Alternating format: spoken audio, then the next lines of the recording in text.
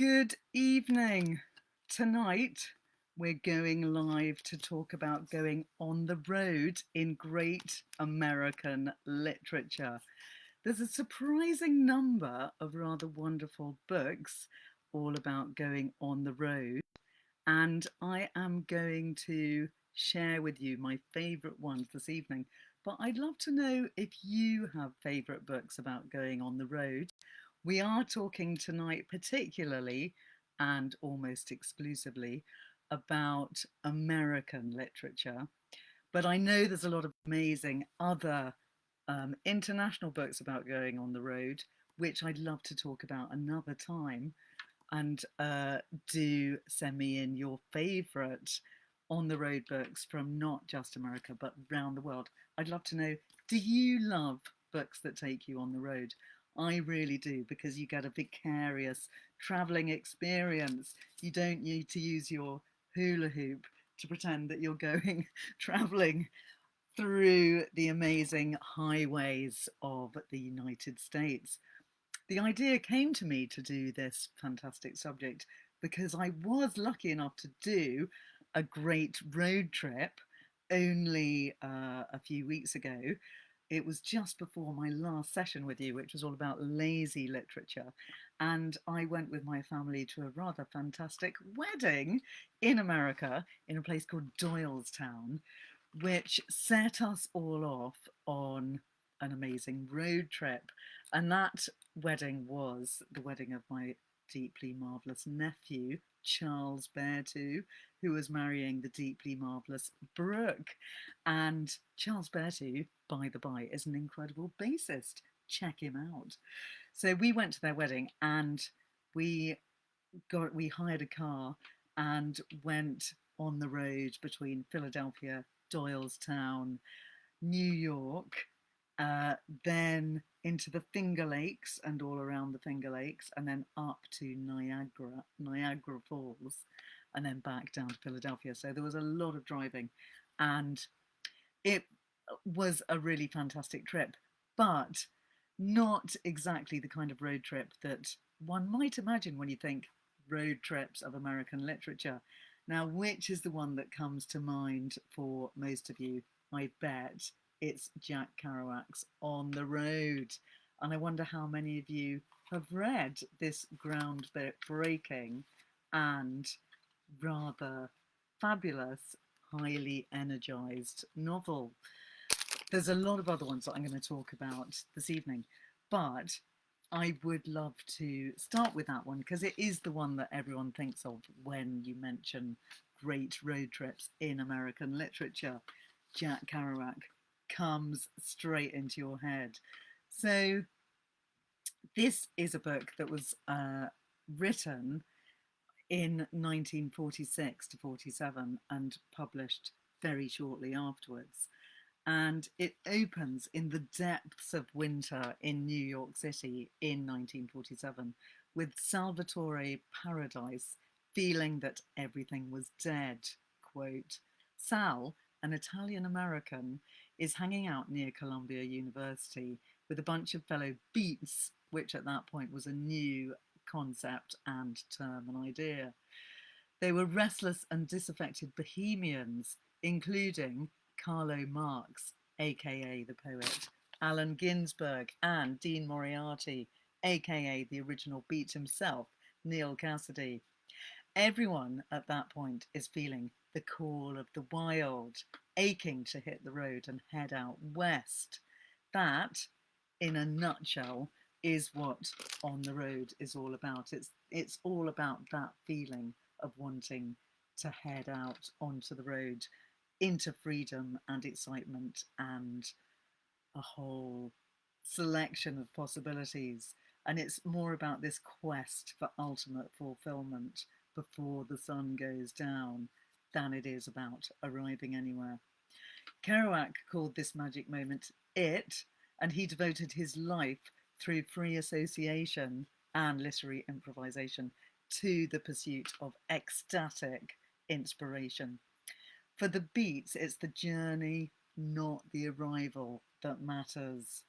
And I remember my English teacher, Mark Moore, back in the day, when I was studying A level, talking about how it was the journey, not the end of the journey, that matters. It's not a new concept, but I do remember it being a revelation at the time. Sal Paradise will chase the girls, drink late into the night, and walk on the wild side, but it will always elude him. The reader follows him and the charismatic Dean Moriarty as a mystical and poignant reminder of lost youth and those sublime years when everyone feels immortal. And I think that's why this book is so epic and so successful. We can all relate to that, not only when we are actually young, but when we're no longer so young, thinking of that feeling of being immortal and having no sense of anything ending, no sense of any possibilities ending, everything being infinite possibilities. At this time, Kerouac also developed the non-stop typing style that he pioneered to get the kick writing momentum that he needed in order to achieve the literary effect that he was after. Now, this is a really interesting idea, which might seem odd to us now in a digital age.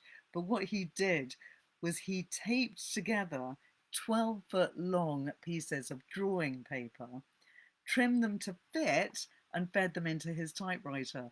And that was a really radical thing to do, because he then had these endless sheets of paper, which he didn't have to in any way stop to put in a new piece of paper into his typewriter and break his flow. So that's something so simple and so radical. It seems amazing that that was the birth of a whole new type of writing. The fact that he fed those bits of paper into his typewriter, 12-foot long piece of paper, so he had no joins, no reason to stop the typewriter, no reason to cease his flow. And that, he thought, was the key to the whole way that this book was written. He could just keep going infinitely. They became a continuous roll. This obviously may not make a lot of sense to the generation that's grown up with laptops, but anyone watching here who has never seen a typewriter before, imagine that you had to feed your paper in, and every kind of 20 minutes or so, you'd come to the end of your piece of paper, you'd have to take it out, put in a new bit, roll it round, grip it up, and then keep going. And that would really interrupt your flow. Whereas with a good old laptop, or with Jack Kerouac's new improvised technique, he could just keep going forever. Crazy, eh? It was essential to the non-stop typing method not to have to pause to insert new paper. This, said Kerouac, was the start of a new trend in American literature. Sweating profusely, changing his t-shirts throughout the day, fueled by pea soup and Benzedrine, he embarked on a typing marathon, 3 weeks in April 1951, in which the essential draft, nearly 90,000 words of On the Road, would be completed. 3 weeks! That's quite an incredibly short time to write a novel. Perhaps only Faulkner, when he wrote As I Lay Dying, had such an intense creative experience. I can't think of any other books that were written that quickly. I'm sure there might be some modern equivalents now. The only other ones I can think of are Ray Bradbury, who I have talked about before, who wrote many of his books in 6-week periods because he had to pay a dime for every hour that he spent on his typewriter, and he could only afford one dime at a time. And he was therefore very much restricted to short bursts of time, and he did it every night for an hour over a period of 6 weeks. And in that time, he managed to write the brilliant book, Something Wicked This Way Comes, and many other of his books were written in similarly short times. Fahrenheit 451, also very short. However, back to Jack Kerouac writing his On the Road in 3 weeks in 1951. Sorry, I got it wrong earlier, April 1951. He wrote it in 3 weeks, but then that wasn't the end of the story by any means. He then continued to revise and retype the original manuscript many times, and he actually kept rewriting it and in remaining in a total frenzy of excitement. And intriguingly, later on, his editors actually returned to the original manuscript and preferred that one to the one that he was actually that he'd reworked during that time. So interestingly, because of this great frenzy that he was going through and the general attraction, general interest that he was beginning to attract in the literary world, he was going through many vicissitudes in his personal life, but he managed to get his manuscript to his publishers, and on the morning that his book was published, 4th of September 1957, he left his apartment on New York's Upper West Side to wait. This was in the middle of the night, to wait until the newspapers came out the next morning, because he knew that there was going to be a review of his book in the New York Times, and that was this very book. But he didn't know quite what an incredible review he would actually get. It was reviewed to enormous acclaim by Gilbert Milstein, who was incredibly excited about the book, hailing it as a historic occasion insofar as the exposure of an authentic work of art is of any great moment in an age in which the attention is fragmented and the sensibilities are blunted by the superlatives of fashion. So slightly backhanded compliment. However, he did say the novel was the most beautifully executed, the clearest and most important utterance yet made by the generation Kerouac himself named years ago as beat. So let me just read you a little bit, and I might as well start at the very beginning. Anyone that hasn't read it, this is a really exhilarating read, and it is unlike anything else you will have read. And it is a strange, looping, diverting tale, but one which I can thoroughly recommend. And it also is great as an audiobook. I first met Dean not long after my wife and I split up.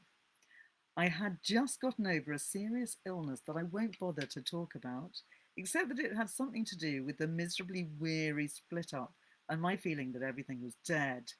With the coming of Dean Moriarty began the part of my life you could call my life on the road. Before that, I'd often dreamed of going west to see the country, always vaguely planning and never taking off. Dean is the perfect guy for the road because he actually was born on the road when his parents were passing through Salt Lake City in 1926 in a jalopy on their way to Los Angeles. First reports of him came to me through Chad King, who'd shown me a few letters from him written in a New Mexico reform school. I was tremendously interested in the letters because they so naively and sweetly asked Chad to teach him all about Nietzsche and all the wonderfully intellectual things that Chad knew. At one point, Carlo and I talked about the letters and wondered if we would ever meet the strange Dean Moriarty. This is all far back, when Dean was not the way he is today, when he was a young jail kid shrouded in mystery. Then news came that Dean was out of reform school and was coming to New York for the first time. Also, there was talk that he had just married a girl called Mary Lou. So that's the beginning. And you do immediately get into his kind of laid back way of talking. And we know that the book was a kind of faction. It was very much based on his real experiences of life. And that's what Kerouac was really trying to channel, his true experience. He was trying to write as honestly and truly and vividly as he possibly could. And it is a book which does seem remarkably vivid and takes you back to that particular time very well. And a lot of the book does take place on the road. They obviously stop and have lots of adventures and meet lots of people, which is what all these great on the road books are about. So moving on to a very different kind of road book, which was very kindly brought to my attention by Laughing John, who I know is watching tonight. And thanks so much, John, for reminding me about this book. Jack London, who I very much love as an author, who wrote the brilliant Call of the Wild, which was, by the way, referenced in this book too. The Call of the Wild is what brings all these people out onto the road. Jack London wrote a very autobiographical novel called The Road back in 1907, which is, well, it was published in 1907. And this is Jack London's reflection and commentary on hobo life at turn of the century America. I had to look up what a hobo is because I never quite understood that word. And it says in the dictionary that a hobo is a migrant worker in the United States. Hobos, tramps, and bums are generally regarded as related, but distinct. A hobo travels but avoids work a hobo travels and is willing to work. A tramp travels but avoids work if possible. And a bum neither travels nor works. So these are rather damning words, which we certainly would not use now. But Jack London is very free with his use of the word hobo and a lot of other interesting slang. And he is talking about his own life as a hobo when he was on the road. But when he talks about being on the road, he actually means being on a railway much more than being on a road. So it's a different kind of vibe. Obviously, there weren't cars in 1907 in the same way that there were when Jack Kerouac was writing. So the main way of actually being able to get around would have been on a train. So we didn't really have on the road type books in the same way. Pre-cars, obviously. So he based his book on his 1894 experiences as a hobo and convict for vagrancy. It covers many of the same themes considered in The People of the Abyss. The ability of working people to survive in the face of long odds and the corruption of states and the oppression of the poor through institutions controlled by the powerful, such as the prison, the courts, and the police. He does not exert much energy in political lectures or expose his socialism. He really just wants to tell us all about his experiences and what it was like to be on his version of being on the road. And in some ways, this makes it a stronger work. And actually, I do find with a lot of these books that I'm talking about tonight, people keep their politics out of the discussion. They tend to want to just give us, in a way, to be mirrors, to give us reflections of the people that they're meeting on the road. One reason for its strength is that London seems to prove that the working poor are not necessarily the hopeless, exploited masses described in The People of the Abyss. Instead, they show the ability to create alternative structures of power and subsistence. His description of American hobos shows that it was not necessarily better management that the working poor needed, but instead a release from the crushing hand of the state. Now, London actually starts the book, which, by the way, you can find online. Project Gutenberg has a version of it online, so you could buy it and have a nice solid copy, or you can read it online. And it's a really great read, thoroughly recommend it. It begins with a story showing what excellent liars hobos can be, and he very blatantly uses his own experience quite unashamedly. He frames his illustration as an apology to a woman in Salt Lake City that he convinced to provide him with food. When he makes this point, which is right at the beginning of the book, and I wanted to read it to you, but it's actually quite long as an example. He starts off by saying, the reason that I want to tell you about how I'm an incredibly good liar. And he then goes into lots of diversions, which is a great method of many of these storytellers. He diverts on different directions as he goes along telling you the story. And he tells you all about how he lied in order to get this poor woman to feed him. And when in showing that example of his own mendacity, he illustrates his ability to tell stories, because in that story he's actually making up tales on the spot all about his life, in order to make this woman feel sorry for him and give him food, which he of course does succeed in doing. But I am going to read you another section which is not as long, from Jack London, which is all about how he travelled on a train, on the underneath of a train. And it's chapter 2. It's called Holding Her Down. Barring accidents, a good hobo with youth and agility can hold a train down, despite all the efforts of the train crew to ditch him, given, of course, nighttime as an essential condition. When such a hobo, under such conditions, makes up his mind that he's going to hold her down, either he does hold her down or chance trips him up. There's no legitimate way, short of murder, whereby the train crew can ditch him. That train crew has not stopped short of murder is a current belief in the tramp world. Not having had that particular experience in my tramp days, I cannot vouch for it personally, fortunately. And when he says holding a train down, I believe what he means is actually holding onto the bottom of a train and not being forced off it by one of the authorities.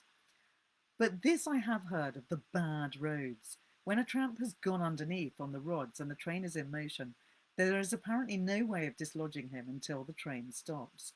The tramp, snugly ensconced inside the truck, with the four wheels and all the framework around him, has the cinch on the crew, or so he thinks, until someday he rides the rods on a bad road. A bad road is usually one on which a short time previously one or several trainmen have been killed by tramps. Heaven pity the tramp who's caught underneath on such a road, for caught he is, though the train is going 60 miles an hour. It's a terrifying idea. The shack brakeman takes a coupling pin and a length of bell cord to the platform in front of the truck in which the tramp is hiding. The shack fastens the coupling pin to the bell cord, drops the former down between the platforms, and pays out the latter. The coupling pin strikes the ties between the rails, rebounds against the bottom of the car, and again strikes the ties. The shack plays it back and forth, now to this side, now to the other, lets it out a bit and hauls it in a bit, giving his weapons opportunity for every variety of impact and rebound. Every blow of that flying coupling pin is freighted with death, and at 60 miles an hour, it beats a veritable tattoo of death.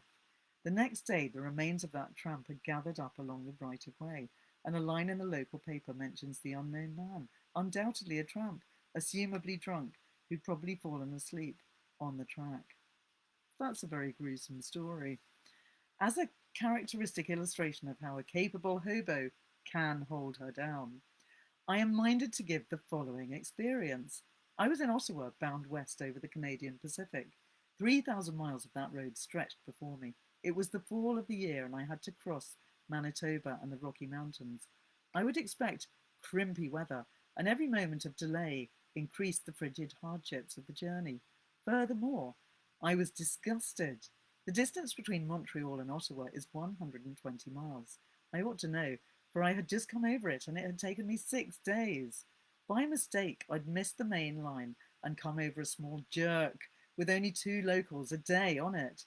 And during those 6 days, I had lived on dry crusts, and not enough of them, begged from the French peasants. I won't read you all of this because it does go on quite a long time.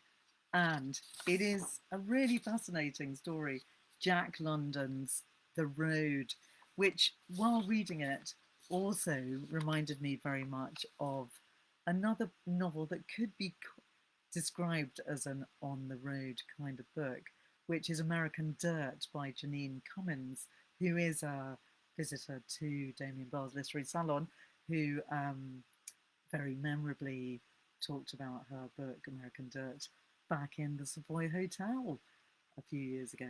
Anyway, American Dirt is a really great novel, which I would thoroughly recommend. It's incredibly gripping and exciting and sad, which is all about Mexican refugees trying to make it to America. And they have to take this terrifying course, very much like the Jack London train rides that he was describing just then, when they get onto a train, which I think is called La Bestia, and they have to find methods of holding onto this train however they can in order to go all the way from Mexico to the United States. And it's a really terrifying but brilliant read. And a lot of it takes place on the railways and also going through the desert. It's a different kind of on the road type book.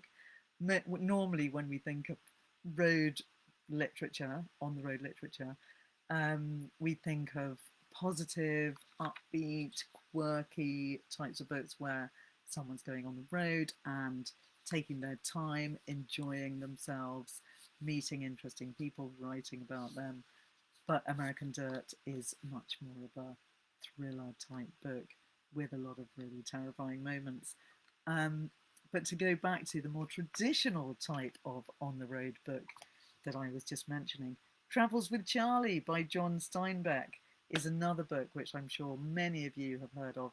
It's one of the classic books that comes to mind when you think about great American on the road literature. And Travels with Charley is a very lovely read, which is written by the great novelist John Steinbeck in the fall of 1960, when an ailing, out of sorts author, pretty much depleted as a novelist, decided that his problem was that he had lost touch with America. He outfitted a 3/4 ton pickup truck as a sort of land yacht and set off from his home in Sag Harbor, New York, with his French poodle, Charley, to drive cross country. The idea was that he would travel alone, stay at campgrounds, and reconnect himself with the country by talking to the locals that he met along the way. And that is what he did. It's a really lovely story, which I would very much recommend to everyone. The the the poodle, Charley, is in a way not as much as a character as I hoped he would be. He's a really lovely, big, beautiful poodle, and he is very much part of the book. But when I first picked it up, I was really expecting Charley to be a major character who was always getting involved with the people that Steinbeck met. But he actually just poodles and poodles along, and occasionally has an ailment, as does Steinbeck. So it is a book length account of his journey, Travels with Charley in Search of America, published in the end in 1962. And it was, at the time, very well reviewed and became a bestseller, remaining in print, regarded by many as a classic of American travel writing.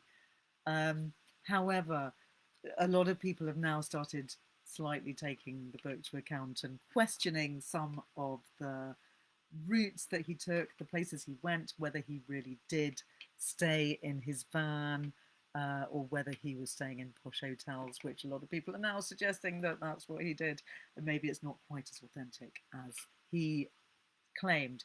However, it's still a fantastic read, and a lot of the people that he meets are really fascinating. Another really interesting, similar vibe book is Blue Highways by William Least Heat Moon, which is, in some ways, you could call it a response to Travels with Charley. It's a book that does actually mention that book. So this was published in 1982. It's called Blue Highways. Unfortunately, I don't have the physical book because I ordered it and it's taking a very long time to make its way here. It must be travelling along the blue highways to get here. So the blue highways are the highways that are on the old American maps, showing the smallest routes, the smallest roads, which William Least Heat Moon wanted to take. He wanted to go off on a journey, which took him down the smallest roads that he could possibly go down. It's William's account of what happened after losing his wife, his job, and his direction in life. In a van that he named Ghost Dancing, Heat Moon set out to find a new direction by having no direction. He explored the United States and the people within along more than 14,000 miles of the country's back roads. Blue Highways did become a bestseller and catapulted its unassuming author, who was an ex-teacher who'd lost his job, into the ranks of America's top travel authors and historians. So Least Heat Moon decided when he set off on his journey to go to all the places in America with the most weird names, such as Subtle, Neon, Mouthcard, Kai, Dull, Weekly, Only, Dimebox, Scratch Ankle, Gnawbone, and even a place called No Name. And Least Heat Moon, who's part American and part American Indian, he reverted to his American Indian name, and he's called Least Heat Moon because his bigger brother was called, I think one was called Major Moon, one was called Lesser Moon, and he was called Least Heat Moon because he was the youngest. So he travelled in a 1975 half-ton Ford van with two worn rear tyres and a knock in the water pump. He was taking it all in a quite easy, worn, gentle way, and he also had a knock in his heart because his wife had actually left him. He was heading both for a better horizon psychologically and literally, and he decided that he would just pay attention to the world around him, and that would do him good. In a way, he was practicing mindfulness before that idea was even thought of. He was trying to practice what Walt Whitman called the profound lesson of reception. And like Whitman, he said, "O public road, you express me better than I can express myself." So Heat Moon, very much like Steinbeck, was very much trying to mirror the people that he saw around him. He reflects back on them. He doesn't make any comments generally on what they're saying to him, but he does give us lots of fantastic examples of people that he meets, and I'm going to read you a few of them. But first, I'll just give you a little bit more about Heat Moon. He said, "Imageering's my job. There's no convergence between what I know and what I do. At times," okay, now we're on to the comments of people that he's reporting rather than his own ideas. So he said, "At times," an elderly man remarks, "I find I miss my nimbleness." He's a very gentle observer, I think, Mr. Heat Moon, and he's really good company in a very gentle way. When Mr. Moon tries to talk about black-white relations to a man in Selma, Alabama, the man says, "You got a picture in your brain all made up like a bed." That's a great image. I love that. Camping by a stream one night on the edge of the Arizona desert, the author is startled by a man stepping out of the darkness. He too is a traveller in a small way. Though he's a family man, his wife and two daughters won't travel with him. Their lives, he says, go as far as they can stretch their hairdryer cords. This is 1982. It's a very different kind of vibe to the Steinbeck novel or the Jack London novel, The Road. "I could write a book about my life," the man continues. "I'd call it 10,000 Mistakes. I've made them all. I can't even remember the first 6,100.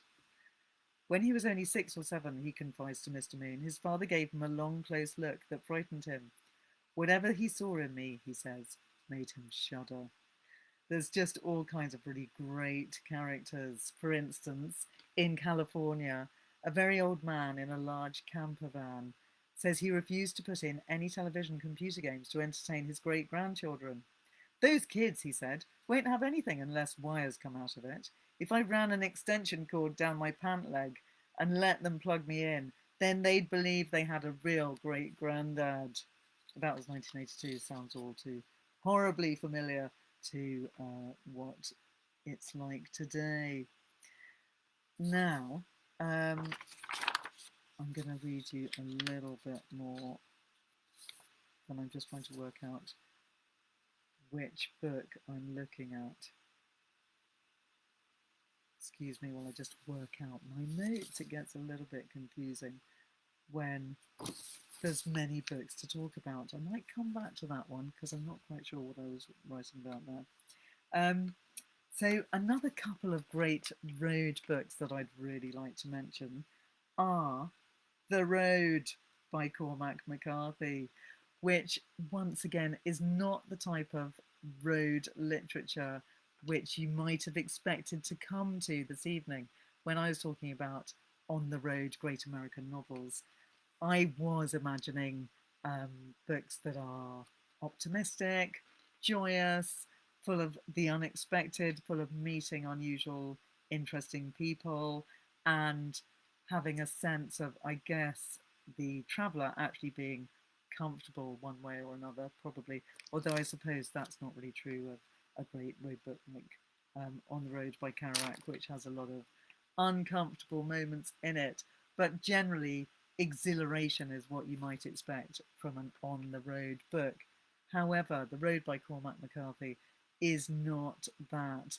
It's a post apocalyptic odyssey about a father and son travelling along a road to the sea.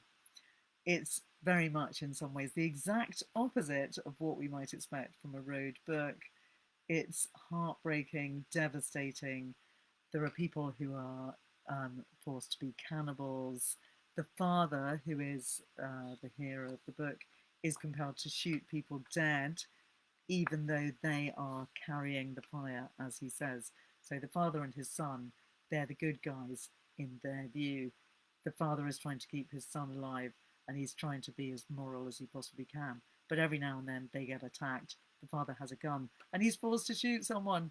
And it is a really harrowing read. Some of you have probably seen the film. It's pretty intense.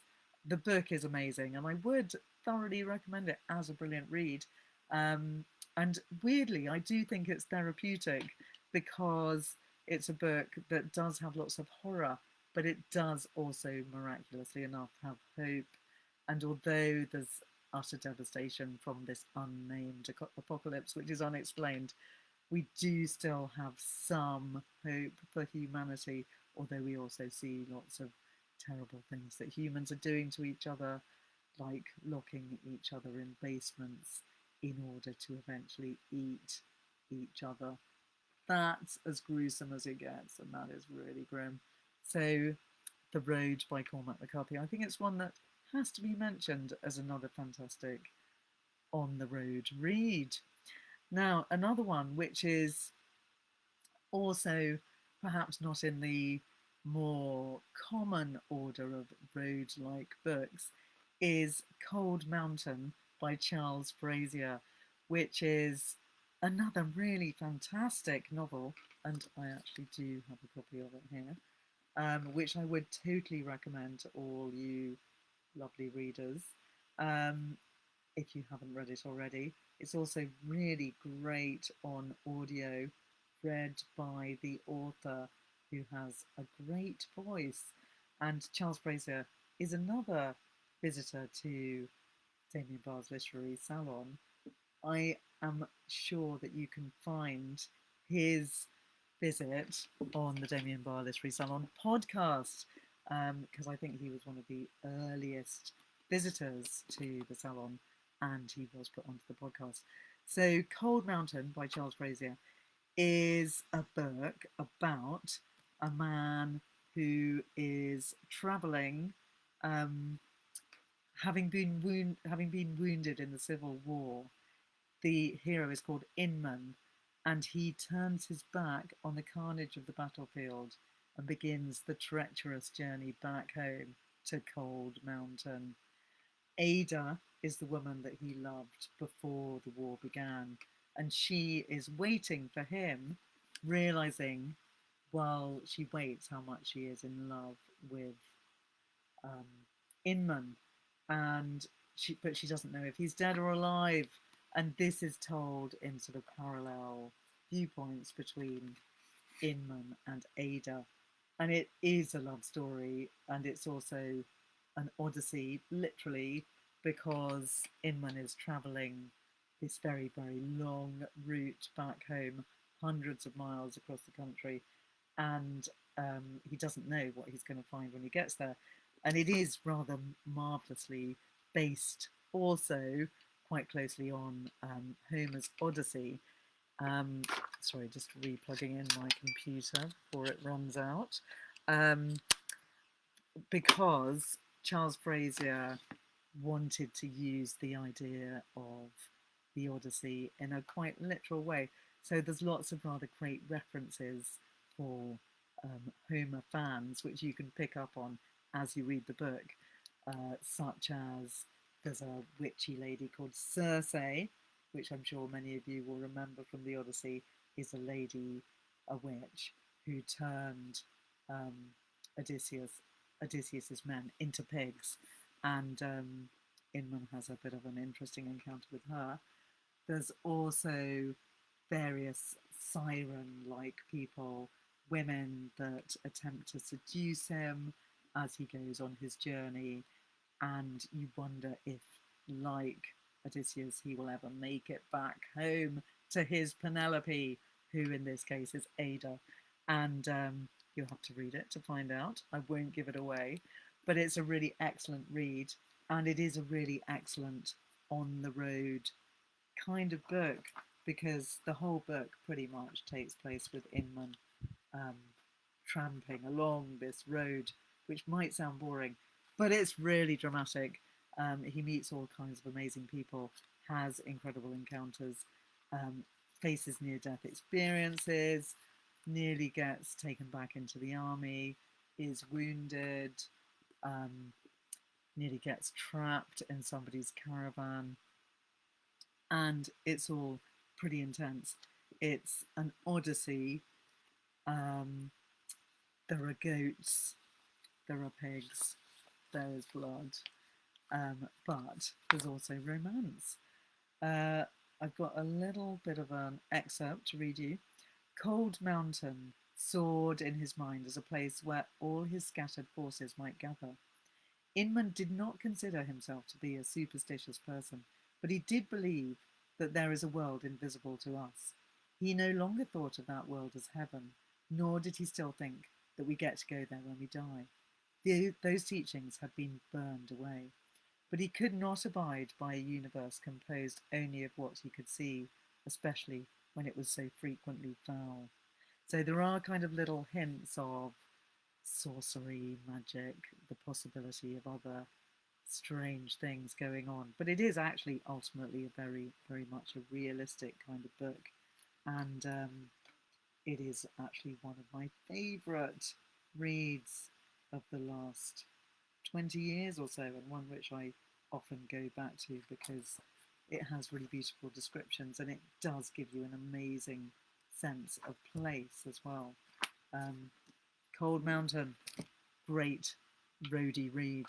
Another one that I want to mention, which possibly in a way breaks our rule of being purely American literature about being on the road, is one which is set in Canada. But it's such a lovely book, and it's so close by that I thought I could get away with it.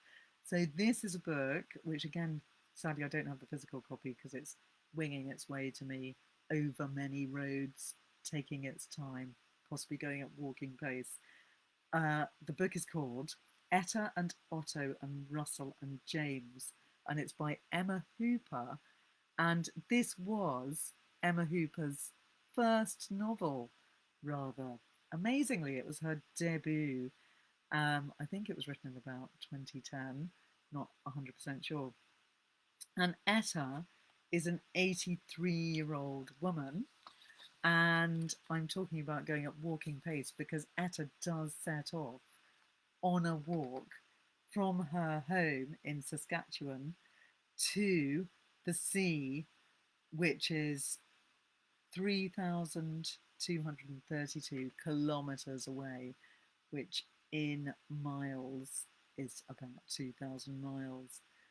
Um, so Etta's greatest unfulfilled wish, as she lives in the rolling farmland of Saskatchewan, is to see the sea.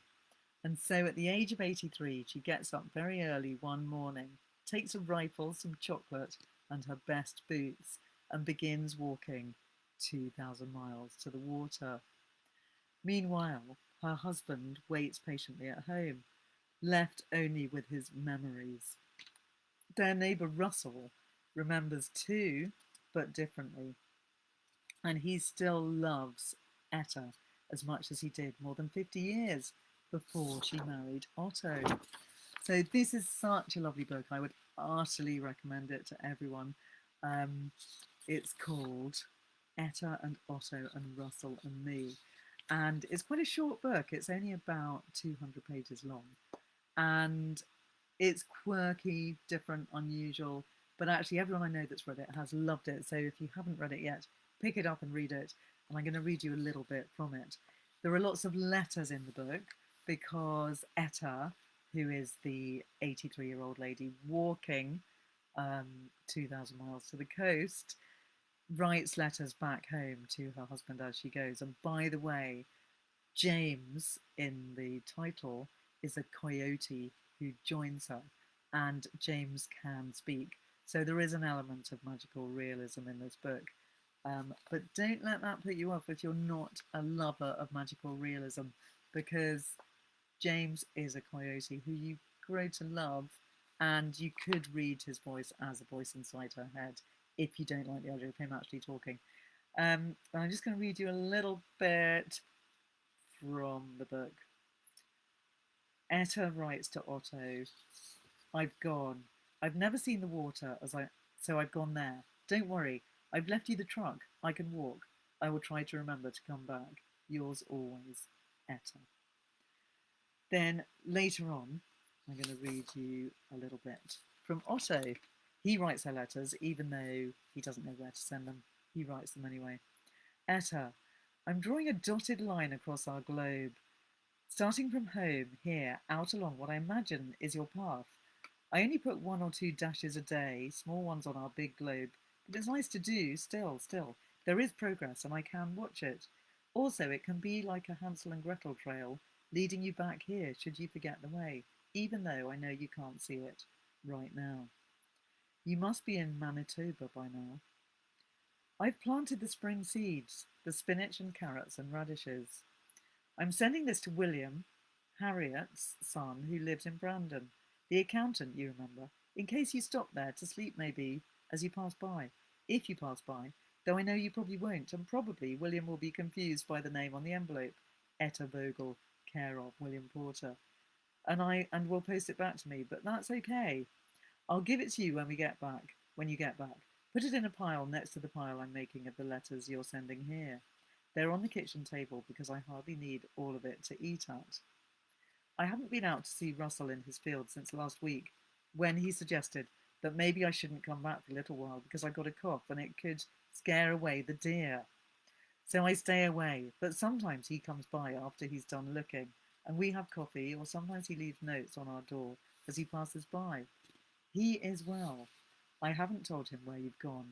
I tell him you're out. That's all. Here, Otto.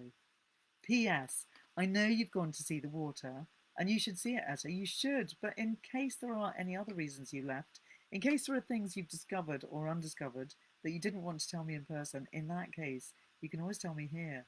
Tell me here, and we can never mention it outside of paper and ink or pencil. So that's Otto writing to Etta in the book Etta and Otto and Russell and Me, which is a really lovely on-the-road book. It is a romantic story about people in their 80s who really love each other, and it goes back to, there are lots of flashbacks to their life when they were young, but also Etta is having this adventure as she goes on the road, walking 2,000 miles and having lots of adventures on the way.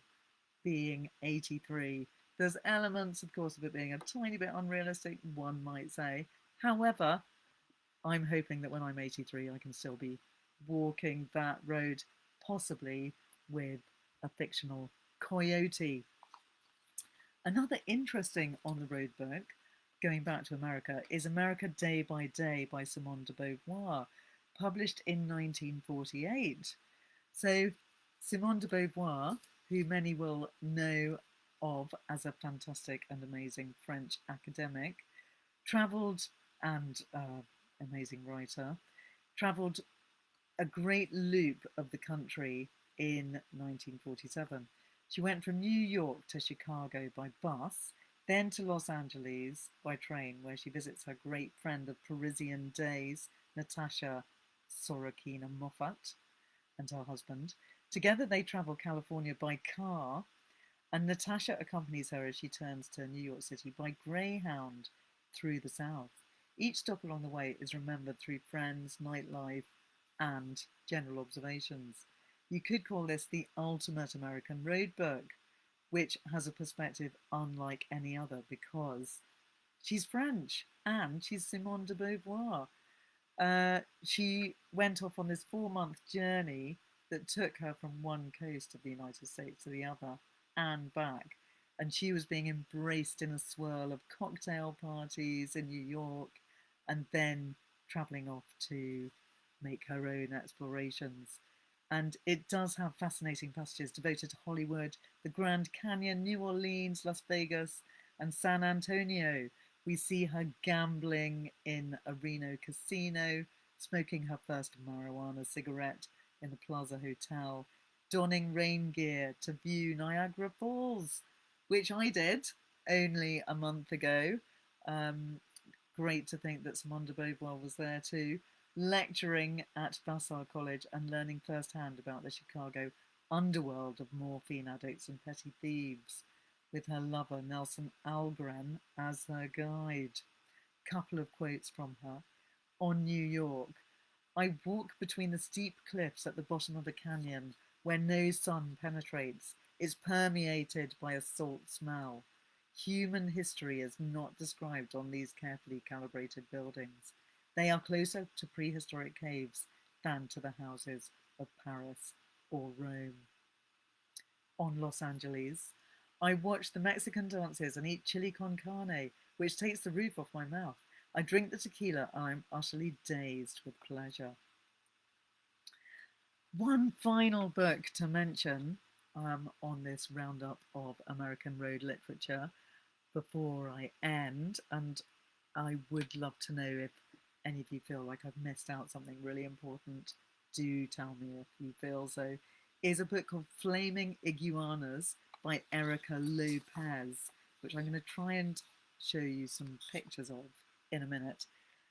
Tomato Rodriguez hops on her motorcycle and embarks on the ultimate sea to shining sea all-girl adventure. A story that combines all the best parts of Alice in Wonderland and Easy Rider as Tomato crosses the country in search of the meaning of life, love, and the perfect post office. Flaming Iguanas is a hilarious novel that combines text, line drawings, rubber stamp art, and a serious dose of attitude. It is a graphic novel. The result is a wild and wonderful ride, unlike any that you've ever taken before. It is a quick and easy read. It is a graphic novel, and it's very, very funny. And as with a couple of other books that I've been talking about tonight, sadly, there's this whole consignment of books that I wanted, which haven't made it here. However, I'm going to try and show it to you on another screen if that works. I'll show you some. Oh no, that's just not working, is it? Oh yes, it is. You can see some of the images. So that's an image from the book. I'm going to give you a few more. I don't know if you could see that. That was a lady hanging off a motorbike, and that does kind of set the tone of what the book is like. It does have these really lovely illustrations. I do apologise for this primitive screen to screen operation. It's not really how I like to do things on this salon, but hopefully it gives you a bit of an idea of the majesty and joy and fun of some of these pages.